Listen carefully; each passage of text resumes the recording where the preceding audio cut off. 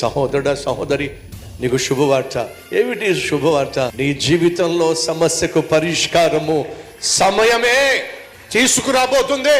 నువ్వు అరవడం వల్ల, కేకలు వేయడం వల్ల, ఒంటరిగా కూర్చుని ఏడవడం వల్ల, దుప్పటి లేకపోతే దిండు కన్నీళ్లతో తడిపేయటం వల్ల నీ సమస్య తీరదు. మరే నన్ను పిలిచిన దేవుడు నమ్మకమైన వాడు, వాగ్దానం చేసిన నమ్మకమైన వాడు. ఖచ్చితంగా నా జీవితంలో కలుగు చేసుకుంటాడు. నా కన్నీళ్లు కొట్టేస్తాడు, నా అవమానాన్ని తీర్చివేస్తాడు. తగిన సమయంలో నన్ను కూర్చోబెట్టవలసిన చోట కూర్చోబెడతాడు, చేర్చాల్సిన గమ్యానికి చేరుస్తాడు. నా జీవితంలో నేను కన్న కలలు సాకారము చేసే దేవుడు నా జీవితంలో అద్భుతము చేస్తాడు. ఎవరు ఎదుటైతే నేను తల దించుకున్నానో వారు ఎదుటే నా దేవుడు నా తల ఎత్తే రోజు ఒకటి రాబోతుంది అని నువ్వు నమ్మినట్లయితే నువ్వు చేయాల్సిందేదో తెలుసా?